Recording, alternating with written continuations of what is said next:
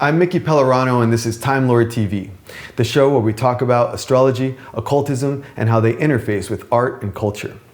Our featured topic today is Goetic Magic, the art and science of conjuring the demonic entities cataloged in the grimoire tradition.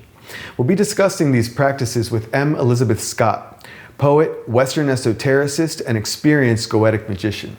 She's also the co-founder of the arts collective Sisu 72 and its derivative imprint 72 Press. Our musical guest today is Beaut from here in New York City, featuring guitarist Paul Twinkle and chanteuse Marty Wilkerson, whom you may recognize from such films as Matthew Barney's Cremaster Cycle. November 2020 is just around the corner, so we're going to start off with the astrological forecast for the month. Stick around, it's going to be a great show.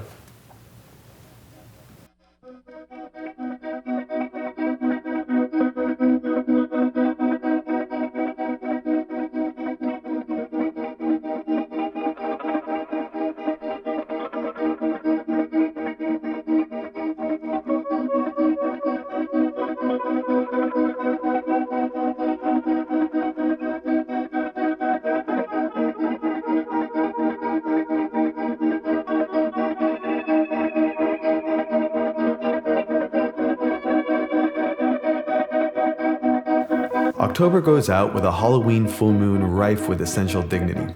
Luna is radiant in her sign of exaltation, but that partile conjunction with a retrograde Uranus is pretty major. Uranus is the planet of revolution and upheaval, and with the moon on full blast, we should expect the unexpected. But Uranus also bears significations of Prometheus, bringing forth innovation, invention, and divine inspiration. This lunation occurs in the first decan of Taurus, where sound plans are laid for cultivation, stability, sensual pleasure, and abundance. But Uranus presides there in sharp contrast. The tarot card corresponding to this lunation is the Five of Discs, which tends to trigger anxiety about material resources and gears us toward practicality and utility. And I like to equate Uranus with the apocalyptic judgment card of the tarot. With its imagery of the dead rising from their graves, it's a fitting Halloween motif. With Venus, the moon's lord, still in early Libra, she's still in pretty good shape. So burgeoning social connections, artistic inspiration, unconventional sex, or radical surprises could all be on the table. And I'm happy about that, as well as the next application being to Jupiter, who's in shitty condition in Capricorn right now, but he's still a benefic, ruling the ascendant for this chart in the northeastern US. So he'll be doing what little he can to keep things on the upswing.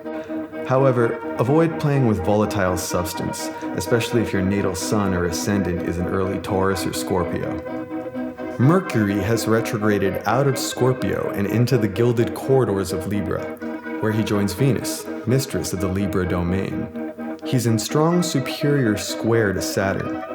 While Mercury's retrograde motion has deprived him of eloquence and efficiency, his underworld journey may have delved into hidden spaces to detect shadows astir in the subterranean realms.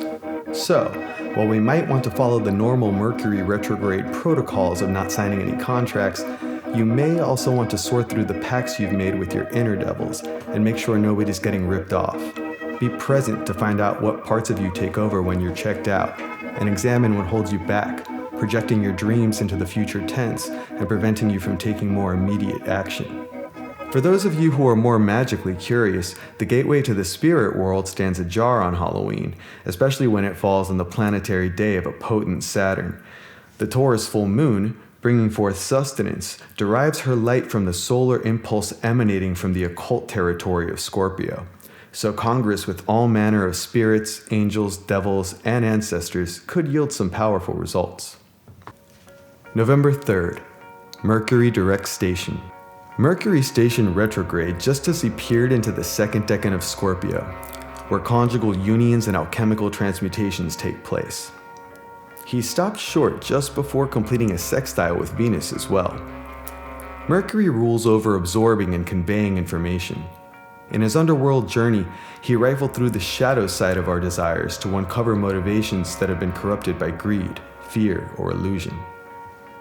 He reemerges on November 3rd in the final decan of Libra, the Four of Swords, where multivalent structures of equilibrium coexist, where we learn how to be in the world but not of it.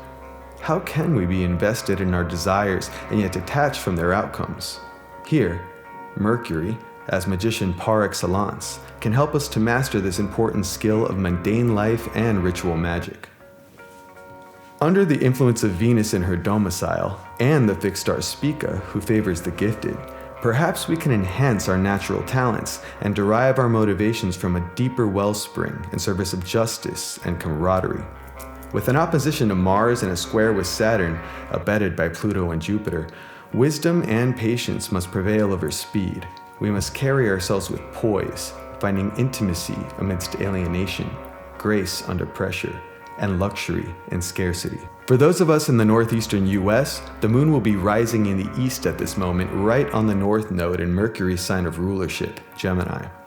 While the moon is in a supportive trine aspect to Mercury, the north node marks a region of shadow, illusion, and excess.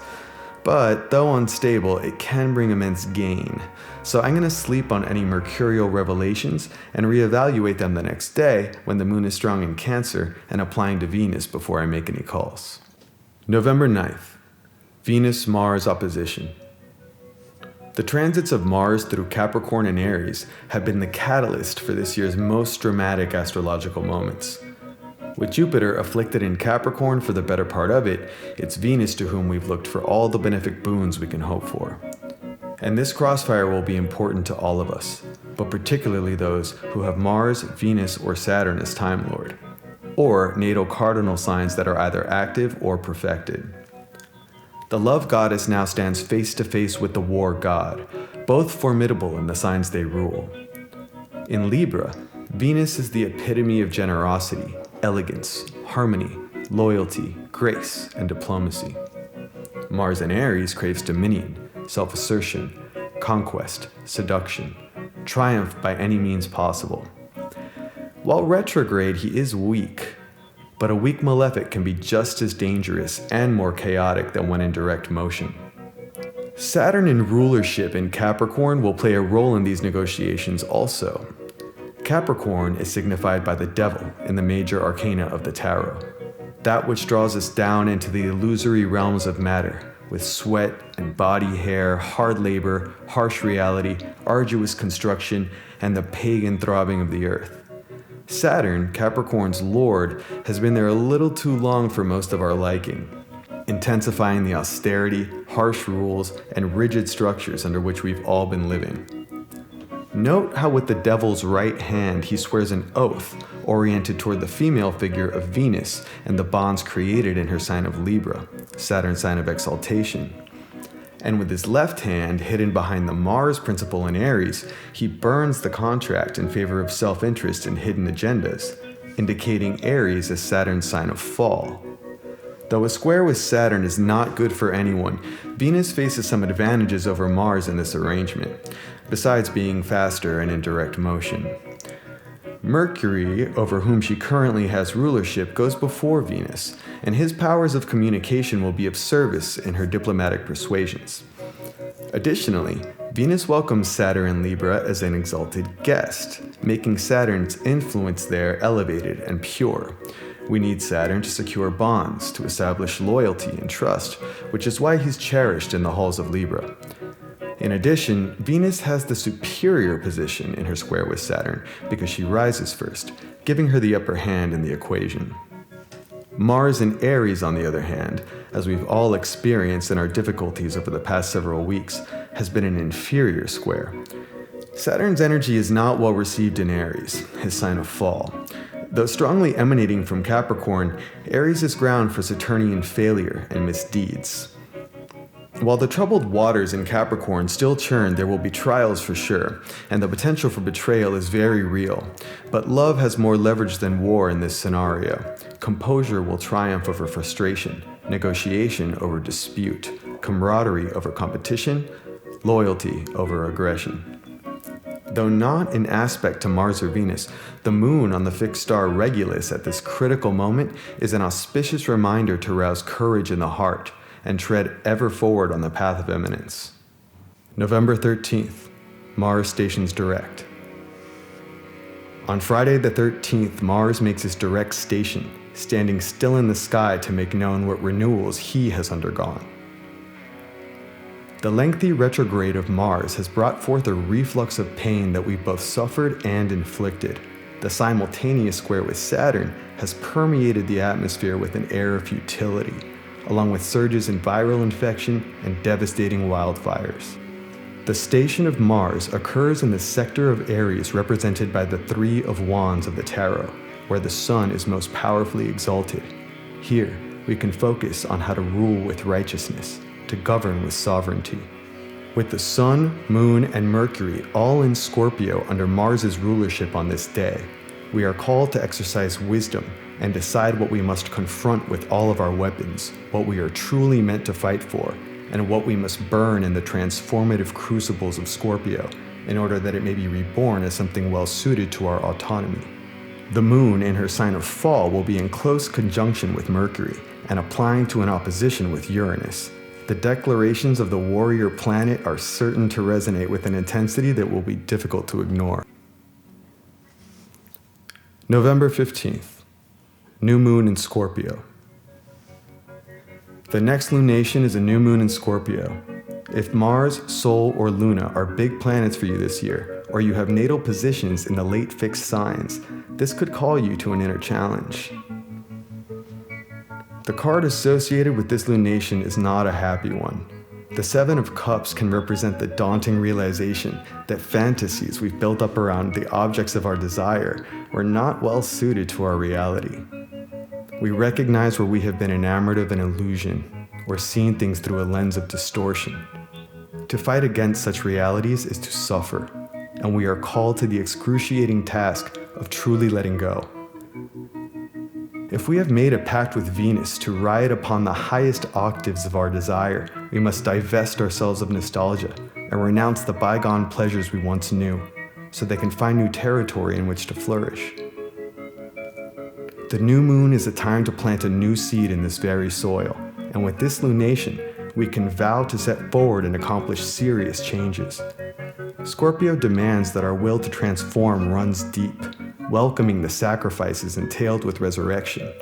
Here we may restore what has been broken inside of us and transmute our inner poisons into strengths.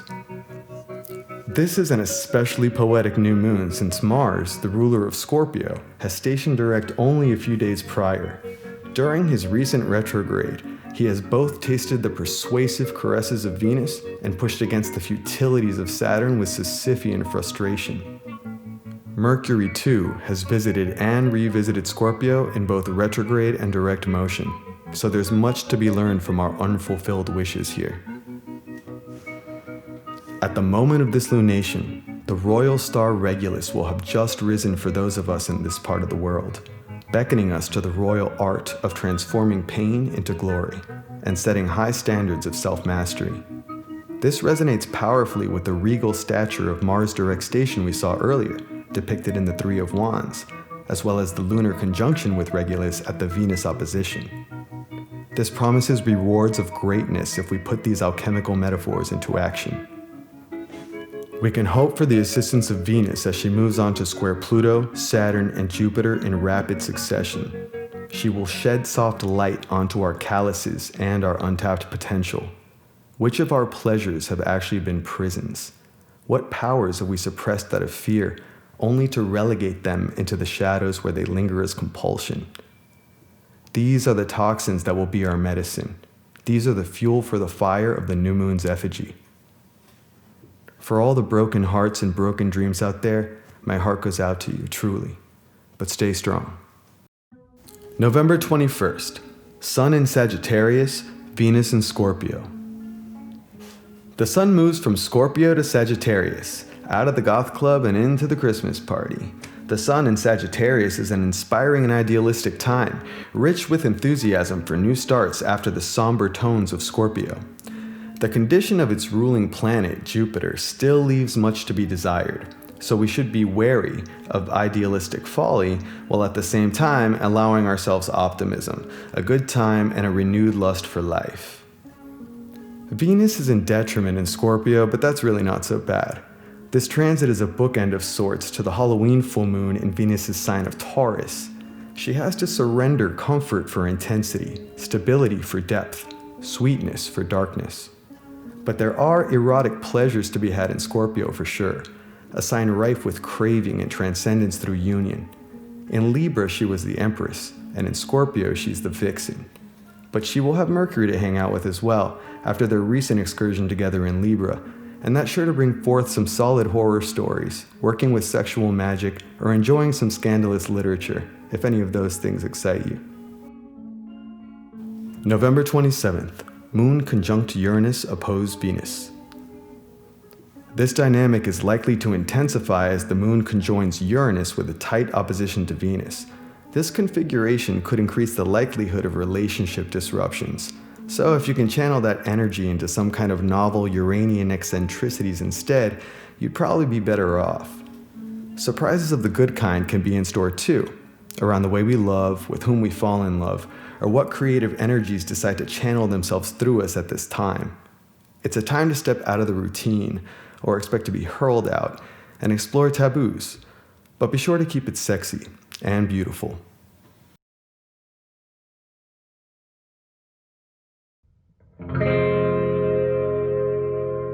Star 80, Star 80, calling Star 84.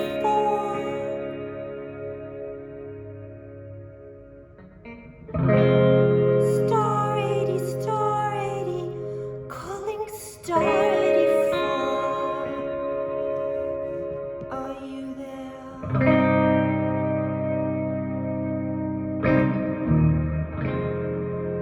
You say you've lost your mind. Watch me walking its razor line. What happened to my heart? What happened to your heart?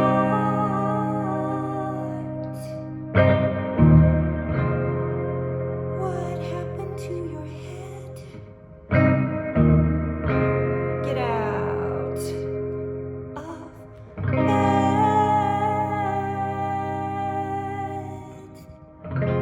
Star 80, Star 80, calling Star 84. Star 80, Star 80, calling Star 84. You say I'm not the same. I say you're not the same.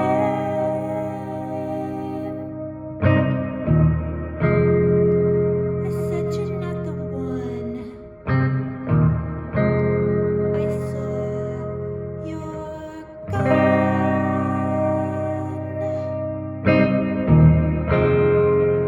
What happened to my heart? When did it start?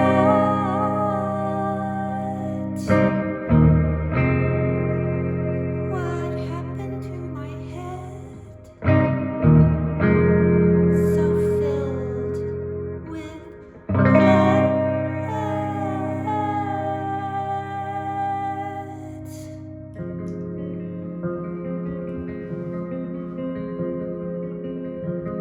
$65,000 Russian sable fur coat.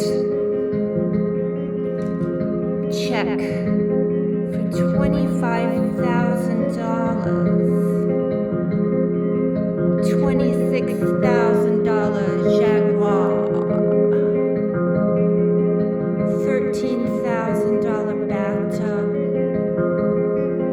Look, it's handmade. It's made of brass. It has 4 jacuzzi jets. And it fits about 10 people.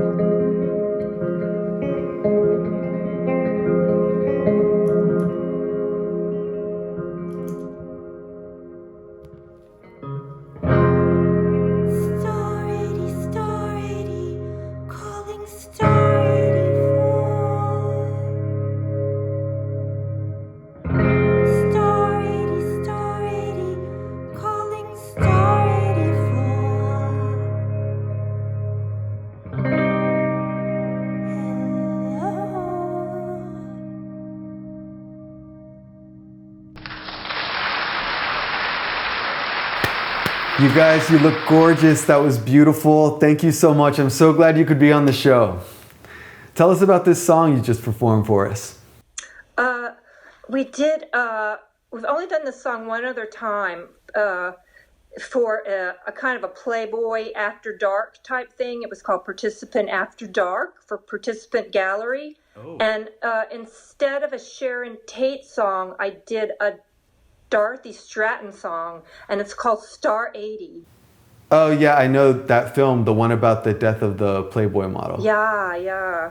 So it's kind of takes a couple of items from that story, you know. Well, I love the title, and it fits really well with a show about astrology. I don't think I've asked you before, where does the name Beaut come from? It's based on like a film noir slang of, like, you know, when you have a black eye. Oh. That's a real beaut, you know. Yeah, so it's kind of like based on the idea of that kind of a, you know, the end of Chinatown, you know, when she kind of like pulls her back after they've shot her down in the car, and she's got a real beaut on the left side. Yeah. What are you guys going to be for Halloween? I'm going to be a Gemini for Halloween. What about you, Twinkle? I'm going to be an agoraphobic. I might be that for Halloween too, actually. It sounds pretty good. We've got a really heavy full moon on Halloween. There's a full moon on Halloween? Oh yeah, and it's right on the planet Uranus of revolution and upheaval, so it's going to be pretty intense. Hey Marty, do you want to know what your Time Lord is? What's a Time Lord? A Time Lord is a particular planet in your natal chart, and in certain astrological timing techniques, you can tell what kind of events are going to be important or circumstances in a given year or another span of time based on the significations of that one particular planet. But even better than that, do you know what an Almutin Figuris is? I don't think I could even say that. Say that again?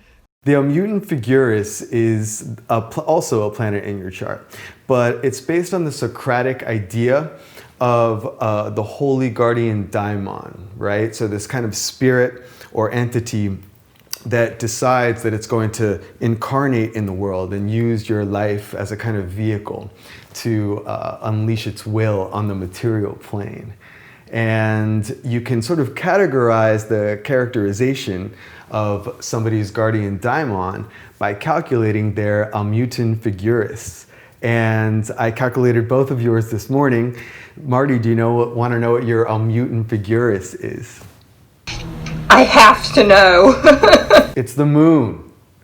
And that makes so much sense for you because you're this star quality, movie star, lunar figure, I've always thought. And you've got an exalted moon in Taurus, which means that the lunar expression is very rich and purely expressed in your incarnation, which is great. So I'm very happy that's your Almutin. Twinkle, do you want to know what yours is? Yes, please. Your Almutin is also the moon. So, of course, I thought that was adorable that the two of you have the same Almutin Figuris. And Twinkle, yours is a moon in Cancer, which is the moon in its domicile and its sign of rulership, which also makes for a very strong and dignified lunar presence. And you have it in the first house. So it's right on your ascendant and it just emanates from your physicality in this really beautiful way. What does this mean about the full moon on Halloween? What can we expect with all this moon, the moon's all doing something? I'm really glad you asked because the full moon on Halloween is actually in Taurus. So it's in the same sign as your natal moon. And whenever that happens, whenever you have a new or full moon that occurs in the same astrological sign as your natal moon, that means you're particularly powerful on that day. So you'll be hearing from me. Don't worry, I will in detail give you ritual instructions for what to do that day. I send them out twice a month, so you'll be on that list now. And listen, you guys got to come back. We've got to do a reunion show November 2021. We'll have you back. Oh, that would be good. Definitely. Well, thank you very much for being such amazing musical guests, the two of you. I'm so full of Thank you for the inspiration, Mickey. Thank you for inspiring me. Much love. Thank you, Mickey. Bye. Bye, Mickey. So much love. Talk to you guys soon. Bye-bye. Bye. Bye. Love you. Bye. Bye. How'd you get started practicing Goetic magic? I've always been kind of scared to death of it, so I've never, it's territory with which I'm very unfamiliar. You get a lot of responses, from people who say, like, I don't work with chthonic spirits, or like, I don't, I only do angels or something like that. Right. There's this kind of, I don't know, this sense that working with like substratum, or like working with these kind of like lower spirits, can offer no, I don't want to say salvation, but that it would necessarily kind of become maybe dragging you more into this sort of ego realm, rather than kind of like, this uniting with maybe a higher power or a higher kind of self. It seemed odd to me that occultists and esotericists would have this kind of, misconception, or this sort of like, I don't touch that because, to touch that will kind of like stain me in this way. Or that will like, lead to this kind of like worldly distraction. And I feel like that really made me want to do it more. When you have that experience of like, here I am in conversation with this spirit, and the spirit is an intelligence that is like much older than I am, and you can feel that, and you are getting these kind of like transmissions, or these sort of like pieces of information. It feels different than like angel magic, I guess. You have the experience and you're like, well, there is something here. There's something here that's more than kind of like chasing like something worldly. Like there's like an essence to it that feels very deep and very raw and very real, and very old and very mysterious as well. And I feel like that is kind of like what made me want to work with it more.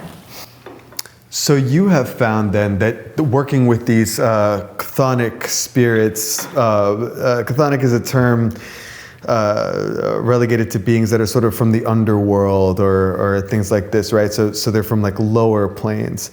Your experience with them has been contrary, perhaps, then to some of the prejudices that MacGregor Mathers say, who founded the Hermetic Order of the Golden Dawn, a prominent magical society in England in the late 1800s, and Aleister Crowley, who was involved with Mathers. People would probably be not afraid, but surprised to hear that Crowley even had that attitude about Goetic spirits, right? Like this attitude that no, these spirits are not meant to be touched until you have reached this elevated stage of knowledge and conversation of the holy guardian angel, and then you'll be sort of purified enough to manage them, or to deal with them. There's this validity to that attitude of, like that you should have some kind of spiritual backbone and kind of like foundation and this connection with something higher before you get into working with something that does have just very destructive potential in a way, like all magic does. And your experience has been, they haven't represented this more base or this more ego-driven aspect of the personality, but they've actually given you meaningful experiences that didn't feel kind of egoic. Can you kind of describe the effects or even the experiences that gave you that sensation? I can say that the first kind of real experience that I had, where I was, I don't want to say like face to face, but yes, like where, I successfully was able to kind of like see the spirit, materialize, and to hear the spirit materialize, which is something that had not happened to me in that way. Do you think maybe that has something to do with this idea of them being chthonic, like closer to matter, like closer to the material realm, in the sense that they are actually more accessible physically than, say, an angel that's almost more idealized? Yeah, it's more of just a kind of a different energy and a different sort of information you can call, maybe.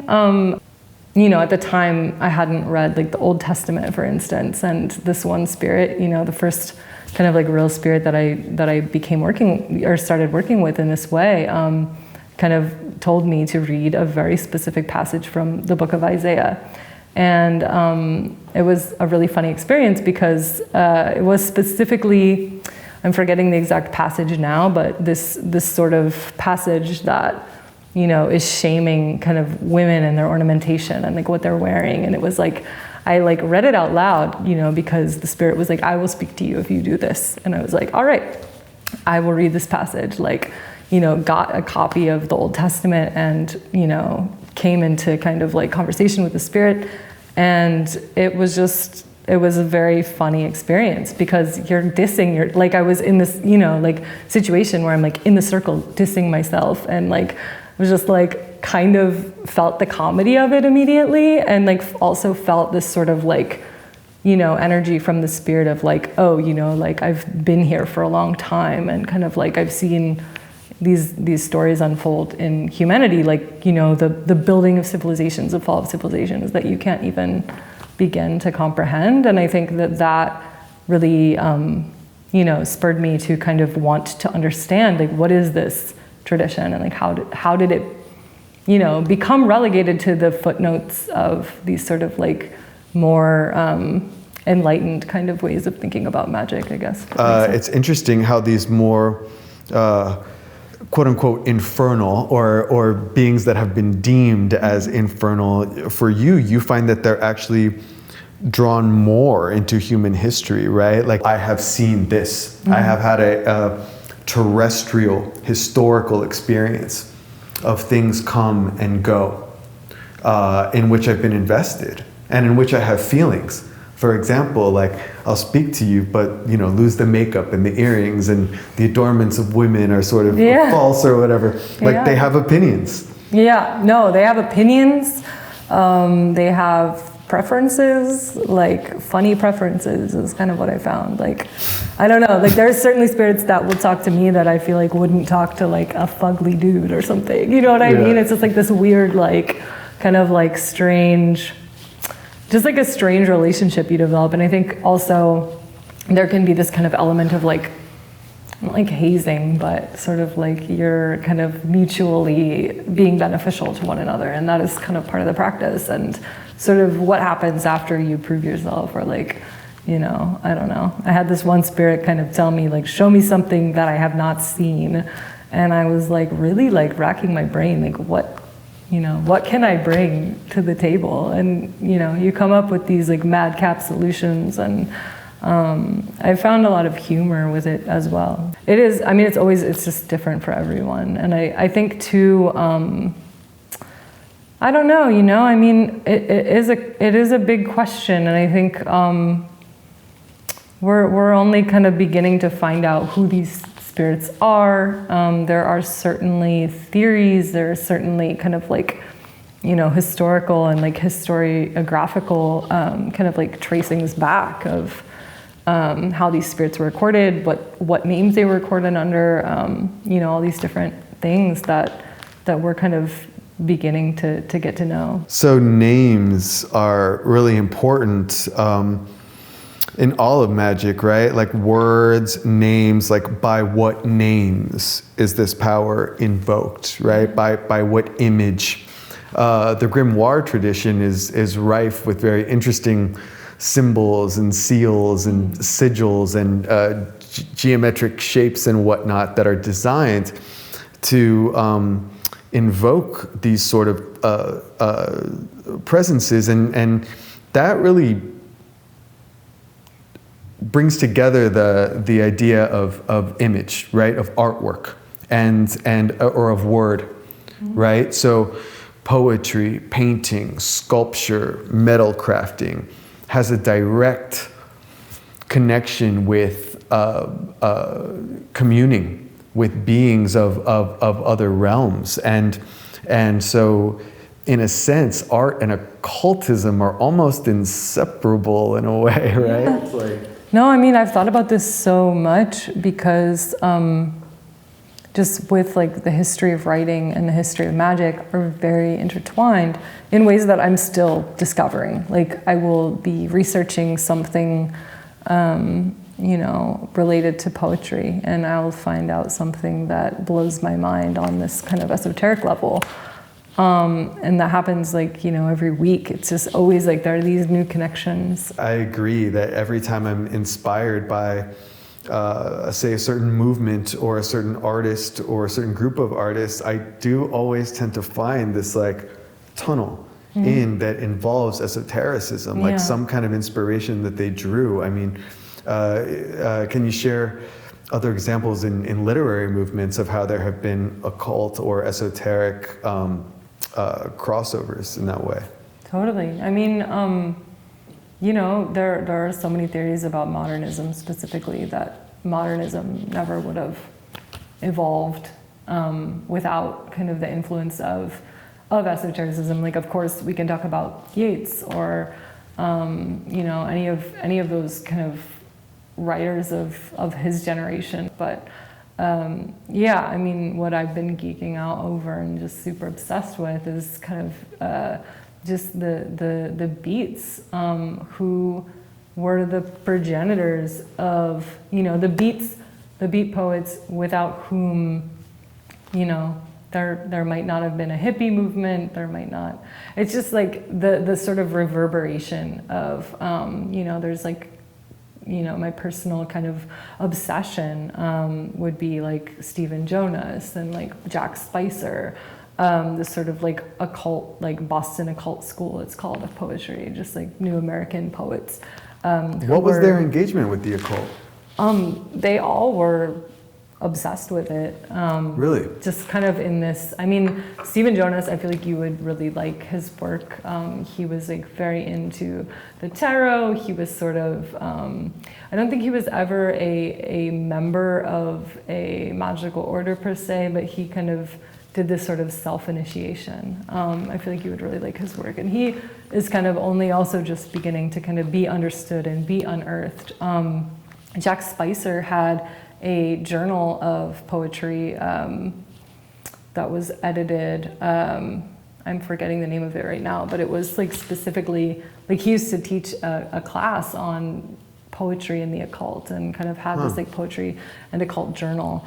And then, like, you know, like the Los Angeles and San Francisco Renaissance of like Wallace Berman, and like just kind of like Robert Duncan and Robert Duncan's kind of like Kabbalistic obsession, and how that fed into just like all of these different kind of like attitudes towards poetry and towards writing. It's like, you know, it's something that I feel like is always played down. It's always kind of like ignored, and it's something that I feel like was so central to so many of those writers that were working at that time. Yeah, I hear it spoken of often, how Wallace Berman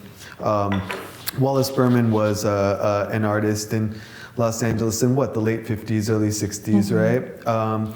And he was sort of the center of an entire circle, right? Like Semina culture, and it included actors like Dennis Hopper and Dean Stockwell and Russ Tamlin and Toni Basil, who sang "Oh Mickey, You're So Fine." She was part of that scene, actually. I love that you know that, but you would, because that's your name. Yeah, but she was. I mean, and that's the thing. It's like, and Marjorie Cameron, you know, Marjorie Cameron is an artist who's well known for being very engaged with the occult, because her work, the visual subject matter that she works with has very strong occult resonance. Yeah. And she's also known for having a relationship with Jack Parsons, who is very famous for his involvement in Aleister Crowley's system of magic, thelemic magic, and also his advances in rocket science, right? And how people kind of associate, well, okay, Jack Parsons made jet propulsion or space travel possible, right? And possibly his engagement with magic is what kind of tipped the scales of human potential in that way.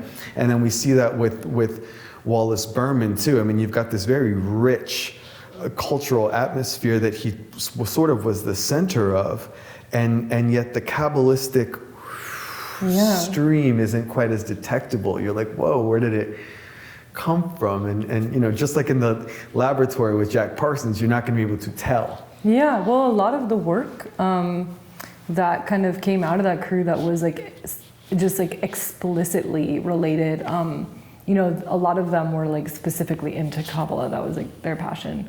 A lot of that just wasn't archived. There were like a number of journals aside from Samina that were circulating that were just explicitly engaging with occultism, and it's really hard to get, you know, like a hold of a lot of them because they weren't archived. But yeah, I mean, that whole kind of advancement is super fascinating and something that like, you know, I love Marjorie Cameron, and like, you know, you said like she's well known for being an occultist. But I feel like she only just had like one kind of retrospective that was major of her work, and her work is like so fucking like, you know, I don't even have to tell you, you know, like it's incredible. And like, it's kind of crazy to me that she wrote all this poetry. Like there are these like really like small run publications of her work that are out there that are just not archived, and she's never mentioned, like she's always mentioned as like, you know, the artist who like her work is the reason that Wallace Berman's exhibition was closed for obscenity. Like, you know, she's never mentioned as among the poets. Like she's never kind of named in that way, and it's weird, you know. It kind of is. I mean, it's not that weird. It's totally unsurprising.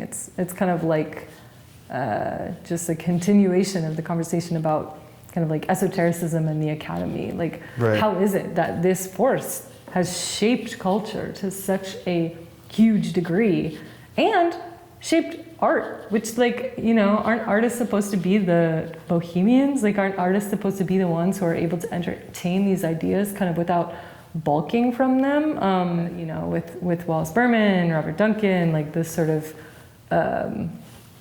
just like all of the kind of work that they cataloged and the way that they thought about poetry and the way that they thought about art, it was fucking like embodied. It was an embodied kind of attitude towards the esoteric. And what we have now is, you know, I mean, just speaking broadly, you know, we don't have a lot of that. We don't have a lot of that kind of like embodied attitude towards these practices. It's very aesthetic. It's very surface level. It's almost as though Marjorie Cameron was relegated to almost this subculture, this footnote figure, right? This like cameo appearance. And Jack Parsons too, you know? And it's crazy because would we have NASA without him? It's really like a crazy kind of thing to think about.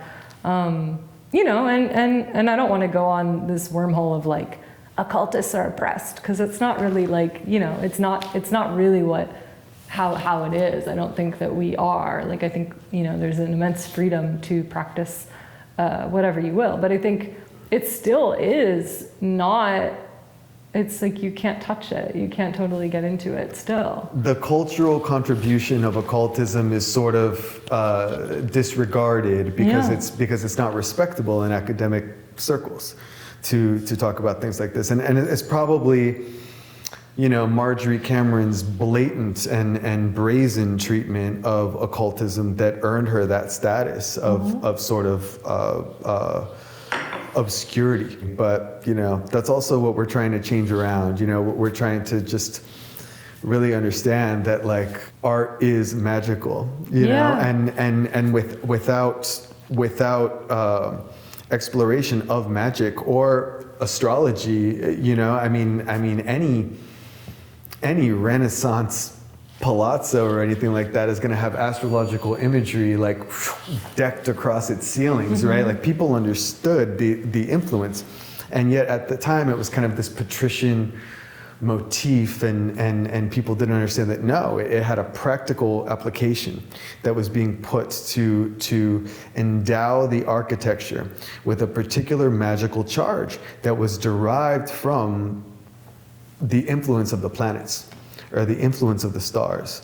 So it's just fascinating to look that far back into history, and then look to the Beat poets or the Beat artists, and to find that the ones that were most visibly engaged with the esoteric were sort of hidden in a way, occulted. Yeah, and what is, thinking about fucking like Harry Smith, like you could argue that Harry Smith invented postmodernism. I mean, I'm not going to argue that, but you could. And I feel like he's like the ultimate fucking like freak, like side figure of just, he was at the forefront of what art became. Yeah. And all those figures. I mean, for me, like, somebody I've become super obsessed with is just like Jack Smith, and I haven't read anything specifically about him having an esoteric practice, but it's just,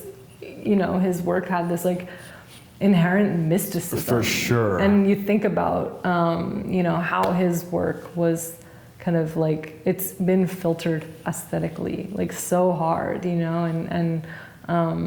I mean, of course, he kind of had that like victim complex too, but kind of, what happened with him and Andy Warhol was like questionable, and just this sort of way that his aesthetics have sort of become canon, like they're canon, they're referenced all the time in art and in film, just, the fucking just like reverberation of Flaming Creatures is like insane. But, I mean, I'm not saying he's not known, but it's just like his influence is like invisible.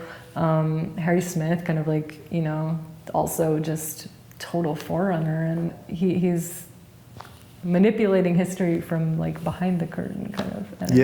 And Harry Smith is even more well known for his like archiving and cataloging of folk music, right? Because that's sort of like, okay, that's an area of his work that's extremely valuable, of course, but it has no taint of magic on it, right? That's like his one contribution that doesn't have any sort of hint of alchemy or mysticism in it. So that's something that will be welcomed with open arms. But and again, like I don't want to kind of be the voice that's saying like, oh, it's so bad to be a magician, because I think the opposite, like we were talking about how like it's a great time to fucking be alive if you're a magician, if you're an astrologer. It's amazing. For sure.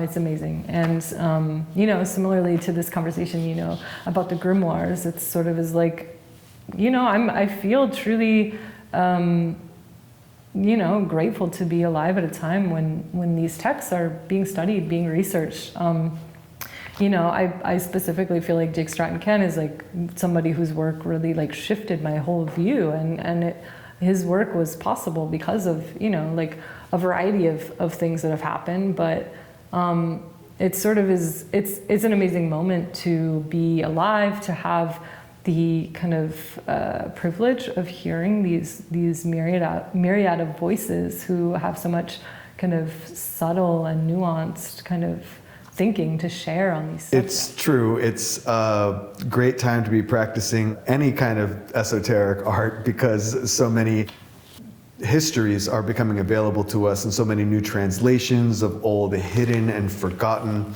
information are now accessible. So it's fantastic. And thanks to you for educating all of us on these very obscure and arcane realms of occultism and also artistic contribution. This has been so wonderful, and thank you so much for being here. Thank you for having me.